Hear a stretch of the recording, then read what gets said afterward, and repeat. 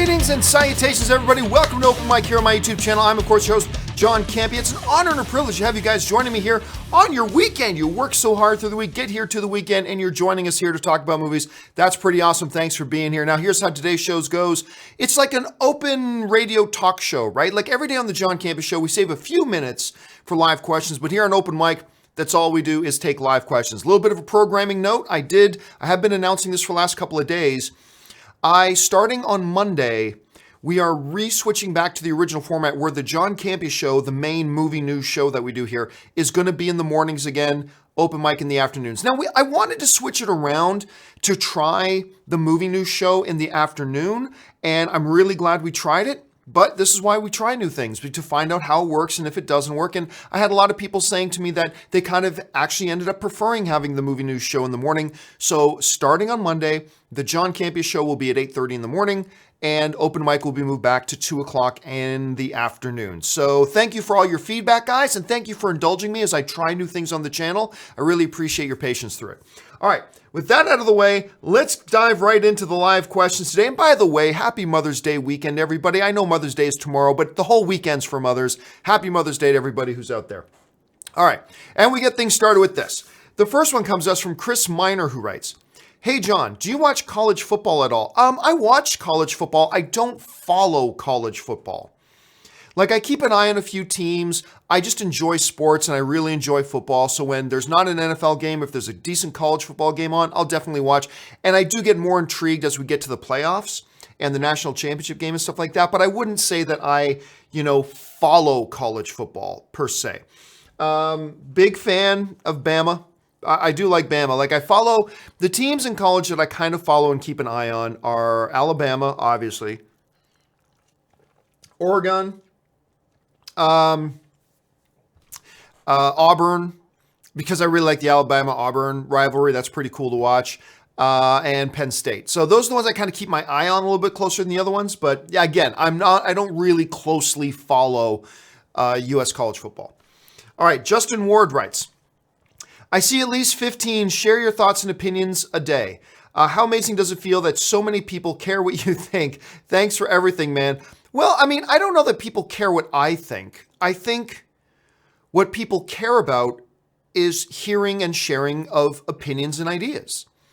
And I'm just kind of the center point of it. I'm the facilitator of it. I don't think it's so much that people care what I think. I think it's just that I'm here facilitating everybody exchanging and sharing ideas.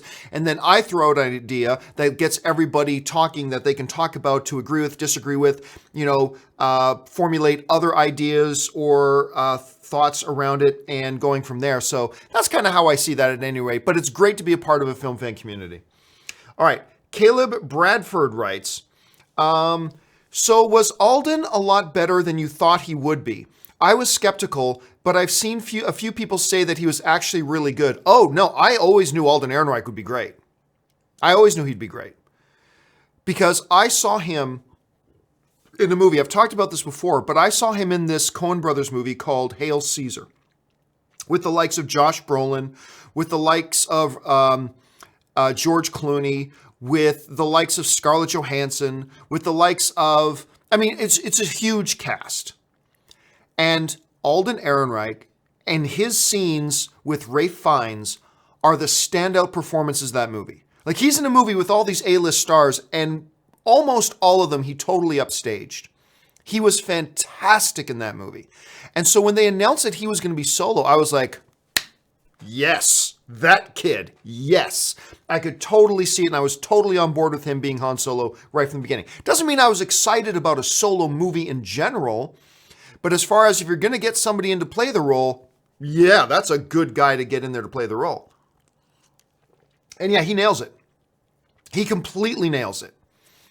If you think about, on a scale of 0 to 100, how good could anybody other than Harrison Ford come in and do Han Solo? He does it just about as good as you could imagine it being done. He does a terrific job. He both nails the essential qualities of Han Solo, plus he brings his own incarnation to it at the same time. He's fabulous. He's absolutely fabulous. Him and Donald Glover so crush Han and Lando. And on top of that, the real star of this movie is the dynamic and the relationship between Chewie and Han. It's gold. It's absolute gold. Those are the best things about the movie. Now, don't get me wrong. Solo is not a perfect movie. It's not going to be in the discussion for best films of the year or anything like that. Don't get me wrong. Don't misinterpret me. But it is a fun summer adventure film. And after, you know how much I love Rogue One and I really like The Last Jedi, but after the really heavier tones of Rogue One and Last Jedi, it's a kind of a refreshing palate cleanser to come in with just a fun adventure movie. And that's what it is. And Aaron Reich totally crushes it. Did he do better than I thought he would? No, because I thought he would do pretty damn good, and he did. But yeah, he is impressing a lot of people. He is impressing a lot of people, and for good reason. He's great in the movie. Daniel M. writes, well, one more thing about that. I even think there are going to be some people that don't like Solo. Because all film is subjective. But I believe there are going to be people who don't like Solo that do like Alden Ehrenreich as Han. I think there are going to be people who's like, I didn't really like the movie, but that guy was pretty good as Han Solo. I think there's going to be a number of people who feel that way too. All right, now on to Daniel M's question. And Daniel writes, let's see. Just watched part 5 of your Infinity War chat. Thanks for your tireless efforts and dedication to your craft. P.S. Celtics or Cavaliers? Oh, Cavaliers. If they had Kyrie Irving, I would still say Cavaliers, but I would see that series going to 7. Without Kyrie Irving, I see that series maybe going 5. 5, maybe 6 at the outset, but I'm taking the Cavaliers. So I did get part 5 of the Infinity War discussion. Now, for those of you who haven't been following the Infinity War discussion, I have not been doing 5 live videos. I did a couple of live ones, but the thing is, so many opinions and questions and observations came in that there were literally hundreds left over. And my commitment to you guys is if you send in a question, I'm going to answer it. And yesterday we put up part 5 of the Infinity War spoiler discussion, still just getting caught up on all those questions. And we're still not done. I've got at least one more that we have to do. At least one more. So, but you know me, if you send in a question, I'm committed to answering it, and it doesn't matter if it takes 100 videos to do it, I'm going to get around to them. But yeah, part 5 went up, and part 6 hopefully I'll also get up by the end of the weekend. Let's see here. Manuel Fernandez writes, are you going to watch Pope Francis, A Man of His Word, documentary and review it? Well, I'm definitely not going to review it. I mean, what's the point of me doing a review that nobody's going to watch? So no, I'm not going to review it. I might watch it though. I am curious about it. This is a fascinating Pope. Now I grew up Catholic, so I've got a little bit of a connection to the Catholic faith. This is a fascinating Pope. He really is. So I think I'm going to be curious to watch it. Yeah, but doing a review of it, no, I'm not going to do a review of it because, I mean, why would I put together a review that like 2,000 people are going to watch? So no, I'm not going to do a review. Edmund Zippo writes, so Solo is not the best film of the year, huh? Why do you hate it, John? What happened? Why did you hate it? Just joking, of course. Can't wait to see it. Yeah, and of course, Edmund is referring to my constant lamenting of this 10 culture we live in now. Like every halfwit out there, if they like a movie, it's 10, it's perfect, everything's 10, 10, 10, 10, 10. And if you say something is 9.5, oh, so you hated it. So it's not good. Like if something is even remotely good, the halfwits in our society now are like 10, 10, 10, 10, 10. And if they even remotely don't like it, it's 0, 0, 0. Everything's 10 or 0 with most halfwits. But I mean, so yes, me on the other hand, even if I like a movie, I'll sit here and openly talk about the things I don't like. And I just, I've never understood that. Why there are some people who are so insecure that if they like a movie, they can't ever talk about or ever acknowledge any of the problems with the movie. Hey, look, you guys know I really like The Last Jedi, but I'll sit here and talk to you all day about the problems I had with it. You guys know, every movie I like, I have no problem sitting down and talking about things I don't like about that movie. And then inevitably, when I talk about something I don't like about a movie, people go, why are you trash talking on that movie, John? I'm not trash talking on it. I really like the movie, but let's be honest. Just because I really like the movie doesn't mean there aren't problems with it. And let's talk about the problems. That's part of the fun of being a film fan. But yeah, so what Edmund's referring to is inevitably, like I'll give a movie like a 7.5 out of 10, right? Which is why I don't give scores anymore, by the way. If you notice in my reviews, I don't give scores because so many people are idiots and they don't know how to, because I give something a 7 out of 10, which is a good, solid score. Like if 5 is the tipping point between being a good movie or a bad movie. And I give it a 7, well, that means I'm only 3 points away from giving it a 10. I like the movie. It's a solid movie. But what would happen is inevitably I would give something a 7 out of 10. It's like, oh, so what you're saying is it's not worth it. When did I say it wasn't worth it? I said it's a solid movie. I really enjoy it. I give it a 7. Yeah, but you gave it a 7. If you really liked it, you would have given it a 9. It's like, oh, God, just shut up. Oh, God. Just... So eventually I just stopped giving scores in my movies. Now I just talk about the movies, say what I think, and I don't end up giving a score for it, because what's the point of giving a score to a movie if everybody interprets the scores differently? Like if a 7 out of 10 means, to me, means it's solid. It's not perfect, it's got problems, but it's solid. It's a solid, enjoyable movie if I give it a 7 out of 10. What's the point of me giving it a 7 out of 10? If there's some guy out there who goes 7, oh, that means he hated it. That means it's not worth watching. So what's the point of giving a score? You know what I'm saying? And I remember having some conversations with some other, like some prominent YouTube film critics, like even like I remember once Jeremy Johns and I were talking about this very subject, and Jeremy is constantly considering just getting rid of his scoring system. Like I think right now he might have done away with it already, but at one point I remember like Johns used to have this like no alcohol required, a good time with alcohol, whatever his scoring system was. But I remember even that he was thinking about getting rid of a scoring system, because there's so many people, like I was saying, that are just like, unless you say it's perfect and the best thing ever, that means, oh, it sucks. And it's like, oh, God. Anyway, got off on a bit of a sidetrack there. AFC writes, you was right. Pre-ordered Thanos hot toy. Now I want more. Oh, yeah, it's dangerous. Hot toys are a dangerous path to start down, man. Because, like, for me, well, first of all, you see the number of pops I have, right? I never wanted to get any pops. And then I think right over here somewhere, my brother-in-law, Ray, who does a bunch of the graphics here for us, he showed up in my office one day and he had bought me, he knows I love Supernatural. So he bought me Sam and Dean Winchester and Castiel. He bought me these 3 pops. And I loved them. So then the next time I was out and about and I was in a store and I saw some more pops, and I thought, huh. Because they had a really good Matrix one with Neo. And I love Matrix. I'm like, okay, what, $15? I can buy it for $15. So I bought it for $15. And then I see some in store, that's on sale for $10? Well, I gotta buy me a couple of those. And before, I mean, this is not even, what you see behind me is not even, maybe it's 1/3 of my collection of what I've got. Because it gets dangerous. And then I bought a hot toy. And the first hot toy I bought, because I love Man of Steel so much, and Russell Crowe is one of my favorite actors. Where is he? Okay, you can't see him because he's hovering out of picture. Right here, that is Jor-El. Russell Crowe's Jor-El. His head's out of shot, though. It's too tall. That's my Jor-El hot toy from Man of Steel. And I bought it, and I found it used online. Like somebody was just selling theirs, and they were selling it for like $190, which is cheap. So I picked it up. And then I'm like, oh my God, I like this.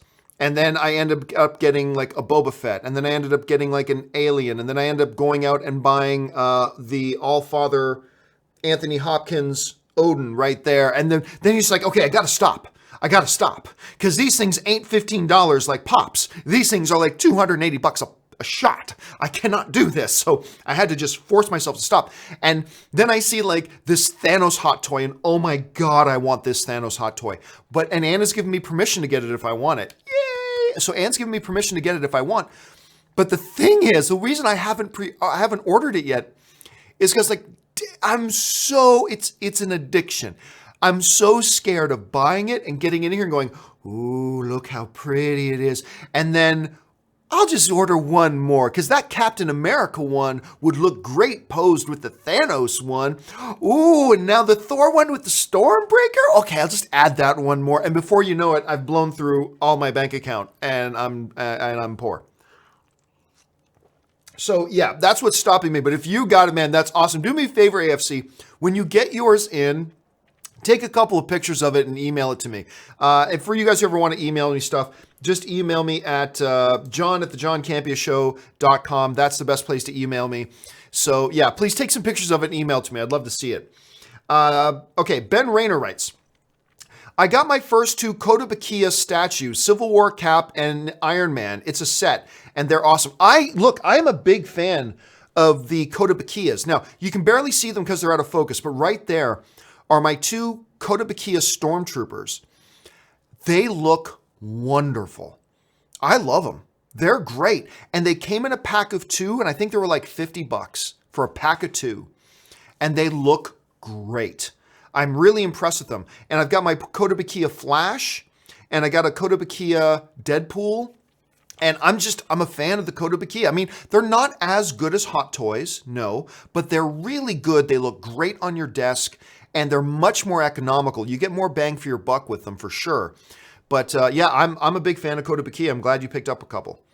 Daryl Best Wadley writes, how do you feel about Lucifer being canceled? Well, how do you think I feel? I mean, I'm like, as a TV fan, First World Problems, as a TV fan, I'm crushed. I love that show. It's one of my favorite shows on television. Now, Brooklyn Nine-Nine just got picked up. For those of you who haven't heard, Brooklyn Nine-Nine got picked up by NBC, which is great. I don't watch the show, but I'm really happy for people who watch that show. I think that's great. And in a world now where not only do you have all the major networks, but you've got HBO and ABC or AMC, and you've got Hulu and Amazon Prime and Netflix and blah, blah, blah. The chances of a show getting picked up by another network are much better than they used to be. So all I can do now is sit here, cross my fingers, and hope that another network will pick up Lucifer. Because I love Lucifer, and oh my God, I just watched this week's episode. It was so great. This week's episode was so great. So I really hope another network will come along and pick it up as well. All right, Adamus95 writes, happy about Brooklyn Nine-Nine now on NBC, but gutted about Lucifer. May not be likely, but I hope it finds a new home. Hashtag save Lucifer. And yeah, there's a big Twitter thing going around right now. Everybody using hashtag save Lucifer. Yeah, Hulu. Come on, guys. You're looking for great content. Go pick that up. You picked up the Mindy Project when Fox canceled the Mindy Project, and you had success with that. Pick up Lucifer. And the ratings aren't even that bad on it. That's the thing that kills me about this. Is it's not like it has terrible ratings. So Hulu, please pick up Lucifer, please. Anyway, okay. Stephen Rowley writes, did you see MoviePass is doing free month for friends? They're going to go under in no time. In their news, I'm off to see Bad Samaritan because why not? Yeah, so I got that email as well. So MoviePass is now, we've all read about all the financial problems MoviePass is having. They are going to go under soon. But their big goal right now is the same goal that they've always had. If we can get enough users, then that gives us a big enough stick to blackmail movie theater chains and the movie studios and force them to cut us into their profits, cut us in on their ticket sales purchases, cut us in on their concession stand sales. So right now they're almost out of money. There was a report that came out the other day. Helios and Matheson, the companies that owns MoviePass, said they've got $15 million in the bank, and it costs them $21 million a month to operate MoviePass. I'm not an economics major, but that's not good math. So what you're seeing here now is MoviePass's last-ditch effort to get like 5 million subscribers. And they're desperate now. So what they just did is sent out an email to all the MoviePass members saying, hey, you can give 1 month free to 2 of your friends. So they're trying to get as many users on board as possible. This is their last desperate gasp of life. It's a desperate attempt to get to 5 million. Maybe it'll work. Maybe it'll work. But yeah, MoviePass is not long for this world. It's going to be gone pretty soon, I'm guessing. And then Cinemia will still be here. Cinemia, which has a much more viable financial business plan than MoviePass did, and we'll still have Cinemia. All right, next up. Clock Penalty writes, glad to see you remembered Mask. Not Mask, but Masked Crusaders. Bad guys were vicious, evil. Yeah, Venom. Vicious, evil network of mayhem. Or was the N for something else? I can't remember. It was so ridiculous. It was so masked. So I mean, even as a cartoon show, it didn't last that long. I have no idea why they're going to try to make a live action thing out of it, but who knows? You can make a live action thing out of anything, and if you do it well, it can work. If you can make a Lego movie work, you can make a masked movie work. All right. ZCM Zombie writes, if there is a fight between Dom and Thanos, it has to be shot like the fence scene from Taken 3. Yeah, that's one way to do it. I think you do it more like a Raid 2. I think you shoot it more like a Raid 2 between Dom and Thanos. So yes, that's the way it's going to go down. ZCM also follows up with, which movie do you like more, Thief or Manhunter? Oh, I can't remember Thief. Hold on a second here. Let me just see if I'm thinking of the right one or not. Are we talking about the 1981 movie? Like the one with James Caan? Is that the one? Oh, you know what? I don't think I remember that one. I don't think I remember that one.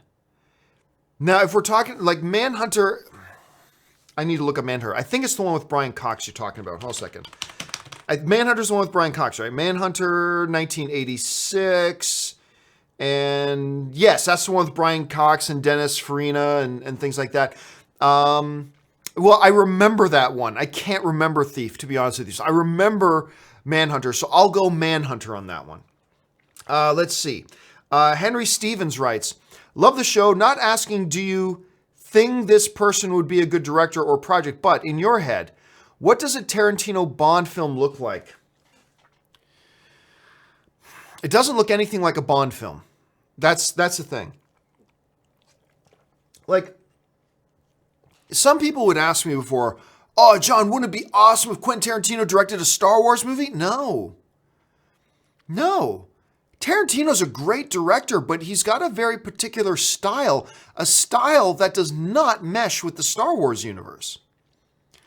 I mean, I suppose you could do like some kind of criminal underworld movie that's completely isolated. Maybe that would be cool and everything. But generally speaking, like an episode 10, would I want Quentin Tarantino directing that? No, I wouldn't. It does not fit the styles at all.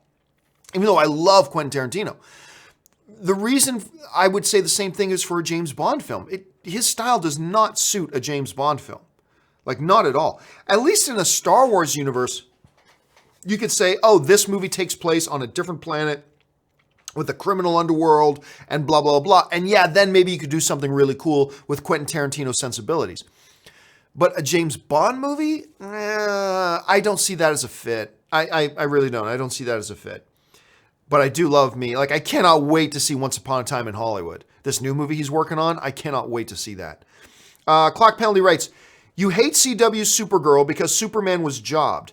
Do you think 1D getting jobbed to Supes affected newly minted Wonder Woman fans watching Justice League? That headbutt. No, because Wonder Woman's not Superman.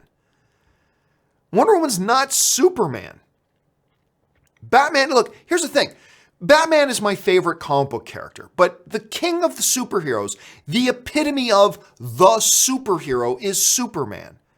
It doesn't matter if he's not your favorite hero or not. He's not my favorite, but he is the king of the superheroes. If you look up superhero and you had to put one picture beside that word in the dictionary, it's Superman. He is the quintessential superhero. Now, what I would say also on top of that is you don't bring, the Holy Trinity in the DC universe is clearly Superman, Wonder Woman, and Batman. That's the Trinity, all right? You don't bring Wonder Woman into, let's say, Black Lightning and have Wonder Woman job to Black Lightning or have Wonder Woman job to Thunder in that movie. You don't do that because it's Wonder Woman. It's one of the most iconic superheroes of all time. It is part of the Holy Trinity of the DC universe. You do not job out Wonder Woman. You don't bring Batman onto Arrow and have Arrow beat Batman. That is essentially what the Supergirl show did. They brought in the king of all superheroes and had him job to their hero to put their hero over. Now, what happens then if you've got the Trinity fighting itself? Well, then it's a little bit differently. It's the Trinity fighting itself. But like, even then, you got to have, like, because here's the thing. Let's take Batman versus Superman, right? The movie, Batman versus Superman. Batman wins that fight, but he had to pull out every single trick in his arsenal. And even then, it's kind of acknowledged, hey, I'll lose this fight 99 times out of 100, but this one time I was able to get the best of him. In Supergirl, they didn't even do that.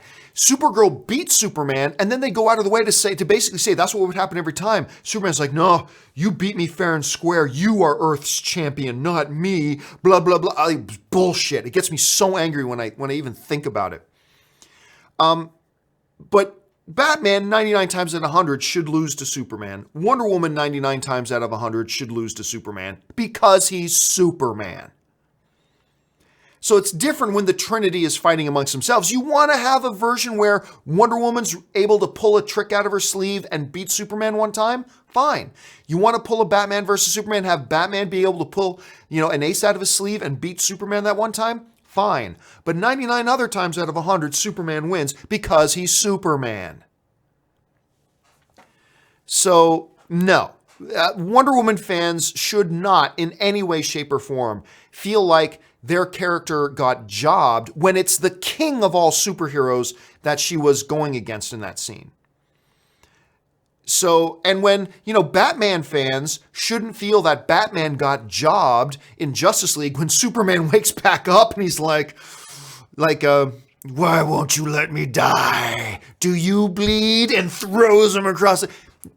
Batman fans shouldn't feel like Batman jobbed to Superman because it's Superman. So no, to me, there's a massive, massive difference there. Michael Ginyard writes, we had 2 asteroid films, Armageddon and Deep Impact. We also had 2 volcano films. So which one do you like better, Volcano or Dante's Peak? I like Dante's Peak more. Dante's Peak's the one I picked. But then we had 2 White House movies getting attacked movies in Olympus Has Fallen and... was it White House Down or something along that lines? They do it all the time. And now we got 2 Leonard Bernstein biopics coming, one from Bradley Cooper, one from Jake Gyllenhaal. I don't know why Hollywood does that. I really do. But out of the 2 volcano movies, I'll take Dante's Peak. Henry Stevens writes, big Monty Python fan. Heard 20th Century Fox and Eric Idle are now doing a movie version of Spam-A-Lot. Can't wait. Thoughts? Yeah, I heard something about that. I honestly don't know how I feel about it. I mean, look, there's something about... The Monty Python stuff was genetically constructed around the DNA of Monty Python. And I honestly just don't know how I feel about any other incarnation. Because, look, it's not like let's say, for example, it's not like Han Solo. Harrison Ford didn't create Han Solo. Han Solo wasn't created for Harrison Ford. Harrison Ford played the character, became iconic as the character, but, somebody else can come along and play the role. I feel that about Tony Stark's Iron Man. I even feel that about Wolverine and Hugh Jackman. But the Monty Python stuff was so genetically encoded to Monty Python, it's really difficult for me to even wrap my head around the concept. So I don't know how I feel about it. I'm just gonna have to wait and see how they're gonna propose to do it until I really form any kind of an opinion. Let's see. Ready to go.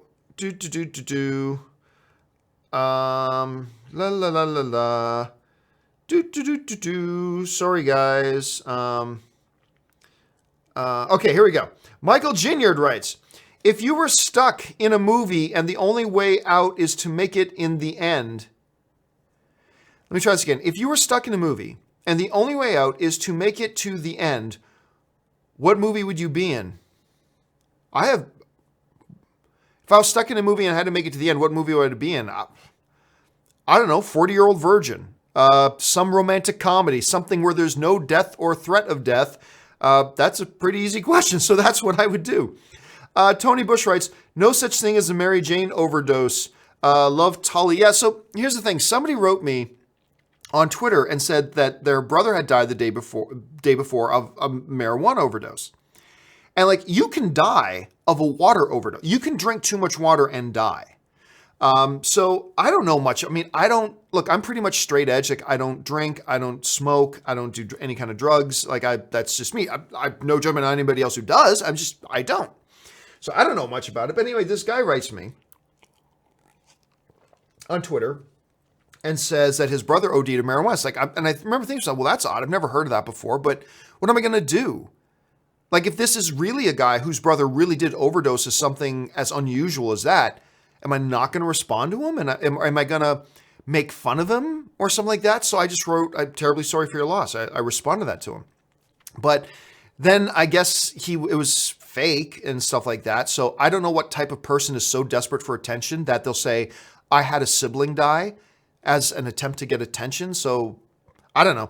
Anyway, so I just wrote, I decided not to, dive into it to go, wait a minute, how did he die of a marijuana overdose? Because if for some strange reason it really did die, then I would look like an asshole. So I just decided to respond back and say, hey, if just in case it's true and real, I decided to write back, hey, I'm really sorry for your loss.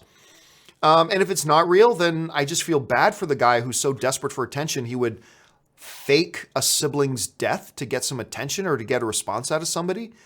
I don't know. So I don't feel bad for my response at all. I think my response was the appropriate response. And that's up to that guy, whether it was a real thing or whether he's just a really sad, little lonely person who's so desperate for attention that he would fake and lie about a sibling's death to get attention. I don't know. There are some interesting people out there. Jerome Lim writes, any updates as to when your shirts will be available? None. No updates. Look, I'll tell you the truth. I as I announced about a month ago, I joined an MCN. For those of you who know anything about YouTube, an MCN is a multi-channel network. And oh my gosh, we've already gone over an hour. It's a multi-channel network. And that just means what are some big MCNs? Hold a second. Let me look up big MCNs. Major MCNs. Here are some popular ones. Let's see. Awesomeness TV is an MCN. Defy is an MCN. You guys are familiar with Defy. That's where Screen Junkies is. Let's see. Anyway, there's a whole bunch of them. Anyway, I joined a major MCN called Broadband TV or BBTV, right? And they don't get me wrong. I've not joined a corporation. They don't have any control or any say over anything I do. The YouTube channel is still mine, all that kind of stuff. They just, they give some benefits. They help with, they'll offer me some support and they make some sponsorship deals and that's what a good MCN does. Anyway, they have a thing in their system where if you're part of their MCN, they have a merchandising stuff. They will help you do merchandising. But I'm telling you what, BBTV's merchandising partnership, I can't even remember the name of it, is so convoluted and so confusing and so anti-intuitive. I thought, okay, great, we've got this merchandising thing set up. I've now got some designs. Finally, we can start doing some John Campea Show merchandising. And then I tried using it, and it's the most fuckward, bass-ackwards thing I have ever tried to encounter. It's completely non-intuitive. And I'm not sitting here trying to crap talk on my new MCN, because as an MCN, they're actually doing some pretty good stuff for me. But however their merchandising thing is set up, it's completely fuck-ass-ackwards. I mean, it's ridiculous. It's awful. And I have not been able to make heads or tails of it, and I can't figure it out. And quite frankly, I've had no time to try to figure. I don't have time to sit down for an hour and try to get it all figured out. I've got videos I'm supposed to do. I've got a fucking 6th part of Avengers Infinity War spoiler review I got to do. I still have a companion video I need to do. I still got, I got a couple of editorials I'm supposed to do. Plus, on top of that, I got my daily shows. I've got, by the way, tonight, guys, don't forget, 4 p.m. this evening, we've got our Avengers 4 theory video that we're going to do live at 4 o'clock. So all of you, if you want to come hear a bunch of other people's Avengers 4 theories, come on and join us. If you got Avengers 4 theories, come on and join us. That's this afternoon at 4 p.m. Make sure you're here for that. But I got that to do. Then tomorrow I've got a show to do in the morning. And I've got Star Wars talk to do in the afternoon. And I'm working 7 days a week. And at some point, I got to figure out a way to get out of town and go visit Anne. Go join Anne and her mother for Mother's Day lunch. And so I don't have time to sit down and try to figure out the technicalities of this thing. And it's really bothering me. It really bothers me. So I don't have an ETA on when the t-shirts and stuff like that will be ready. I wanted them to be ready now. I wanted them to already be ready. And here we are. Still don't have them. So I apologize about that. I wish I had more time, but I'm doing everything the best that I can, working by myself, basically. Sorry about that. Brass Drake writes, is John Hamm going to be the next Kathy Bates? He is everywhere. Well, Kathy Bates never actually ended up being everywhere. She popped up on a number of things, but to be frank with you, I'm surprised John Hamm isn't in more. To be real frank with you, I'm surprised John Hamm isn't in more. That dude, he's super good looking. He's super talented. He's got a recognizable and respected name. I'm surprised he's not A-listing everything he's doing, to be honest with you. John Hine writes, and then just like 2 more questions, guys. Then we get, oh, wait a minute. No, we haven't gone an hour. We've only gone over a half hour. I looked down at the clock because normally I start these shows at 8:30. On the weekends, I start them at 9. I looked down at the clock. I'm like, 9:30. This has already been over an hour? Anyway, good. No, we're not almost done. We still got like another 25 minutes left. Okay. John Hine writes, went to see Breaking In only because I love Billy Burke. Unfortunately, it was meh. Hard to believe that it was the same director as V for Vendetta. Yeah, I'm a big fan of Billy Burke, and I'm a big fan of Gabrielle Union. Oh my God, Gabrielle Union. That woman is so gorgeous. Anyway. And I thought the movie looked interesting, but I had my press screening for it the other night, but unfortunately the press screening was also the only night that I could get Aaron Cummings in here to do my interview with Aaron Cummings, which is coming this week. I'll put that up this weekend, by the way. And I had to take a pass on the Breaking In screening. So I haven't seen Breaking In yet, but yeah, I've heard some very mad things about it, unfortunately. Brass Drake writes, Alden equals Solo. Does Alden equal Indiana? Nah. And you know what? I just don't like these things. Oh, if he's Han Solo, that means he can be Indiana Jones. No, they're 2 different characters. Alden Ehrenreich isn't coming in doing a Harrison Ford impersonation. I think it would be cheap and gimmicky, and really schlocky and Bush League for them to take Alden Ehrenreich and then make him Indiana Jones. So no, I don't think so. He played the character. He did not come in and play Harrison Ford. He played the character. And just because Harrison Ford did another character doesn't automatically means he should play that character too. No, Alden was great for Solo. That does not mean he'd be great for Indiana Jones. Let's see. Doug Phillips writes, bummer to see Lucifer get canceled, no kidding, man, by Fox. Any chance that it may be picked up somewhere else? Fingers crossed. I mean, that's what I'm hoping. Hulu, come help. Hulu, please come help, because I don't want this show to end, man. There's not a lot of shows I like watching, and that's definitely one of them. Jerome Lim writes, I've seen some Twitter posts that Warner Brothers is looking to possibly sign some big names to direct some DC movies in addition to Spielberg. Any comments? Yeah, I mean, there's talk that they were going after Peter Jackson, and there's talk that they were going after a couple of people, which is great. Look, the reality is right now, we have no idea. There's a new sheriff in town at DC, Hamada. Hamada's running everything with the DCEU now. And we have no idea what his plan is. And they could be going in a totally different direction. We don't know yet. And we won't know until well after Aquaman is out of theaters. And probably we won't even know until after Shazam is done. Because all that stuff was already in place and moving forward before Hamada even came in. So we're probably a year and a half away from really getting a sense of what Hamada's vision is for the DCEU. So look, it is never a bad idea to add talent. And you know, the Spielberg thing, it's not a DCEU movie he's doing. That movie's not that movie about the fighter pilots. It's not a DCEU movie.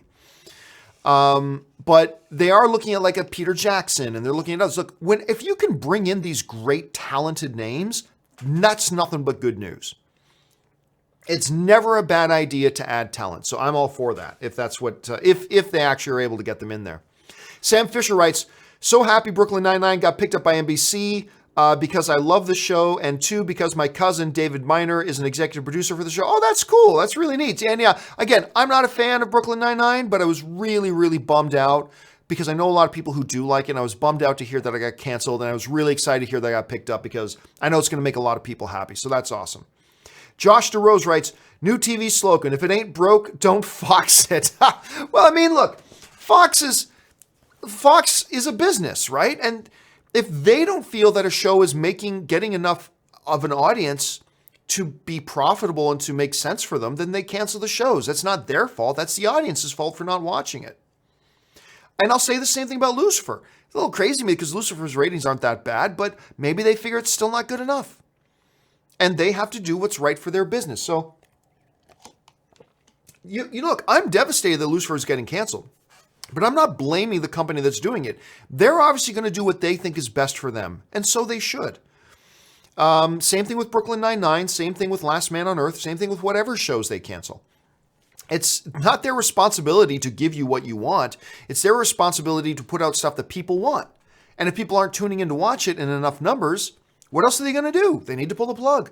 I get that. Doesn't mean I'm not devastated about it, but I get it. Peter Oldfeld writes, who wins, Thanos, Dom Toretto, or me? Oh, Peter. Probably Dominic Toretto. Dominic Toretto is the ultimate nothing on the planet can stop him guy, especially if you ask Vin Diesel. Who I love Vin Diesel, but Dominic Toretto, they make him pretty invincible. Nick writes, hey, John, do you think Agents of S.H.I.E.L.D. should be canceled on ABC but moved to Netflix? I feel like it would make sense there. Oh, I don't feel like it would make sense anywhere. It's not a good show. I have watched every episode of Agents of S.H.I.E.L.D. I still watch it every week because I keep hoping it'll be good. And they pull out some nice episodes. Like, what was it, their 100th episode or something that was a few weeks ago was a really good episode. I enjoyed it. But it continues to be a meh. So, no, I don't think it'll work any better on Netflix. I don't think it'll work any better on Hulu. I don't think it'll work any better anywhere else. I just don't think it's a very good show. It's a not very good show that's got tremendously talented people in there. Like Clark Gregg. Clark Gregg's the reason I keep watching that show. Even though I don't like the show, I will keep watching just for Clark Gregg. Because he's the guy who plays Agent Coulson. I think he's awesome. And I love watching him play the character. And I really like the character, Phil Coulson. But the show's just not good. So I don't think it'll make any more sense anywhere else. Let's see. Go Kings Go 83 writes, a movie I would love to discuss for Movie Club would be Scent of a Woman. I know it's a long shot. Ooh-ha! That one's possible. That's actually not a bad one. That one's possible. And by the way, guys, I had said initially, just reminding you, in case you didn't hear before, even though I had initially said Movie Club was starting this week, I had announced that we're actually moved it to starting it next week. So Movie Club starts next weekend. And I can tell you what the first movie is going to be. Movie Club is starting next Sunday evening. And the movie that we're going to start off with for our first Movie Club is the Academy Award-winning Best Picture, Gladiator. Gladiator is our first film for Movie Club. So you've got a week now to get back on, get online, find, stream, watch, pull out your DVD, whatever, and get caught up on Gladiator. And we're going to talk about Gladiator in depth on Movie Club next Sunday. So the first film we're doing is Gladiator. So make sure you go check that out. Okay, anyway, next one. Matthew Leach writes, where's Matthew Leach? There he is. I was curious what your thoughts are on the announcement of the DC streaming service, DC Universe, along with its announced shows.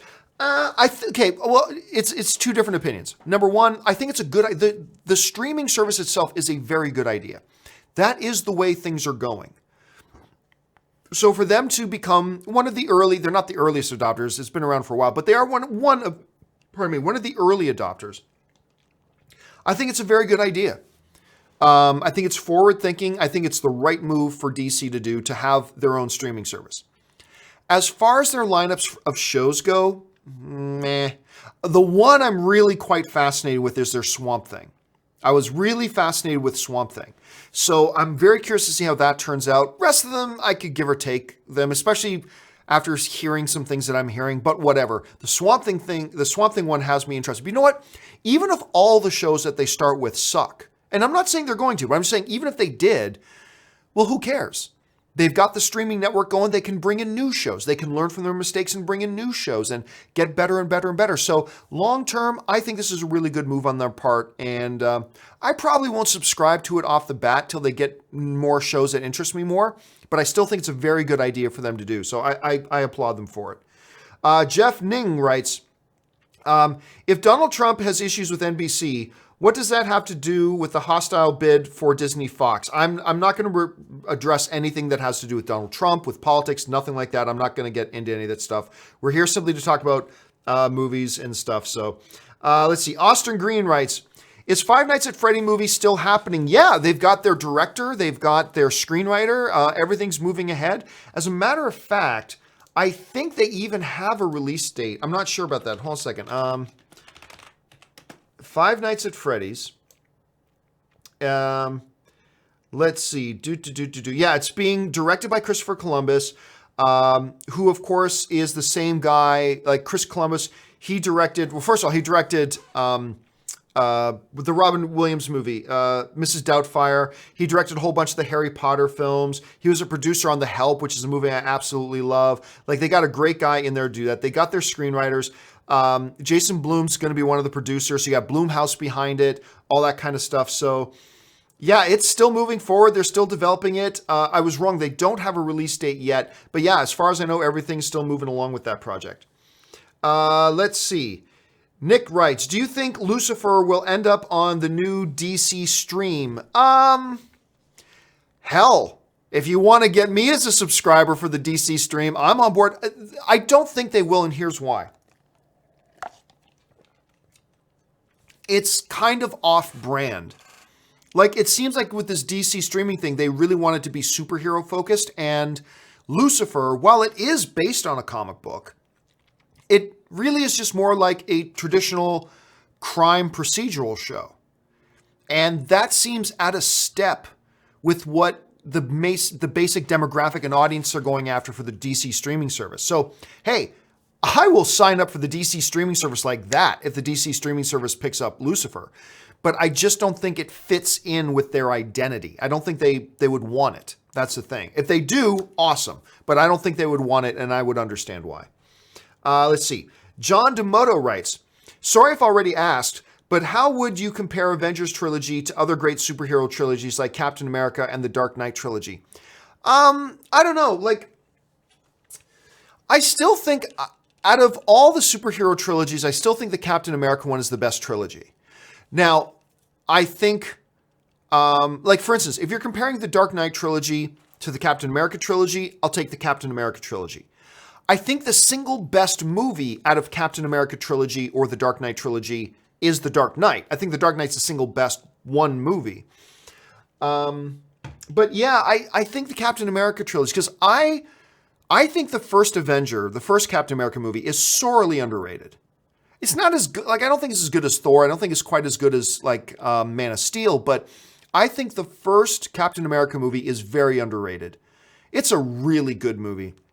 And then Winter Soldier, there's a bunch of people out there who think Winter Soldier is the best comic book movie ever made. And then Civil War, there's a bunch of people who think Civil War is the best comic book movie ever made. I mean, so, yeah, overall, I'll take that. I'll take Captain America.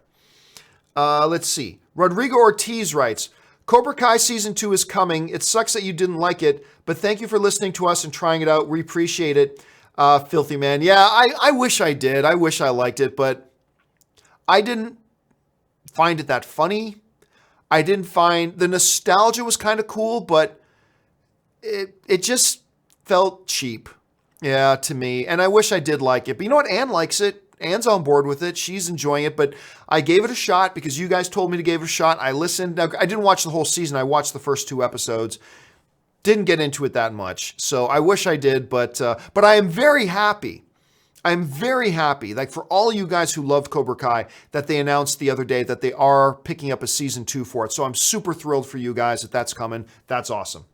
Okay, what's next here? Carlos Chavez writes, what's worse, the Emoji Movie or Norm of the North? You asked this exact same question before in the Emoji Movies. Exact same answer I gave before. DC Patience writes, if Disney buys Fox, apparently they'll have a majority stake in Hulu. Yes. Potential impacts on Hulu and the new Disney streaming service. Well, I mean, we've heard Bob Iger vaguely talk about that before. And I think what he was kind of referencing was what he was alluding to, and we can't hold him to this because, like I said, he was being kind of vague. The basic gist of what Bob Iger was saying was that, okay, Our R-rated stuff, our more mature stuff, we'll put on Hulu. The more adventure stuff, the more for all ages stuff, we'll put on the Disney streaming service. But that's kind of what he hinted at, but I'm not going to hold him to that whatsoever. But it seems to me like Disney could be in a really good position to have two different streaming services with two different identities that carry two different types of content. It seems like they could be in a really good position with that. So, but ultimately we'll just have to see what their long range plan is. Let's first find out if this deal even goes through. Because the government may put the kibosh on it. Comcast may come in with a much better deal that kind of forces Fox to look at it instead of selling to Disney. They may have to send to Comcast and Universal. I mean, who knows? There's still a lot of ifs, ands, or buts floating around out there. Let's see how it all works out. All right. James Dinsmore writes, "Hey, John, watched the Spielberg War of the Worlds last night. Could have been so much better. Which old sci-fi movie would you like to see redone?" Yeah, I didn't think Spielberg's movie was all that bad, actually. I kind of like it. I will agree with you, though, that I remember watching going, oh, they could have done this a little bit better. They could have done this better. But I still overall like the film. I like War of the Worlds. An old sci-fi movie that I'd like to see redone. You know what? I would love to see, I know they did it in the 80s or something like that. I would love to see someone take another shot at The Blob. I think The Blob could be, in a modern context with modern visual effects and everything, I think The Blob could be pretty cool. So I wouldn't mind seeing somebody take a shot at The Blob. James Zatarane writes, "Favorite World War II era film? Maybe some that aren't super well known. By the way, it's Zaturane. Okay. Best World War II era movie? I don't know. That's something I'd have to sit down and actually think through, man. I'd have to sit down and think about it. Off the top of my head, it's not something I can just pull off. But there are some great World War II era films, absolutely. Whether you're talking about Dirty Dozen or you're talking about yeah, there's a whole bunch of really good ones, but I would have to think about it. That's something I'd have to sit down and think about.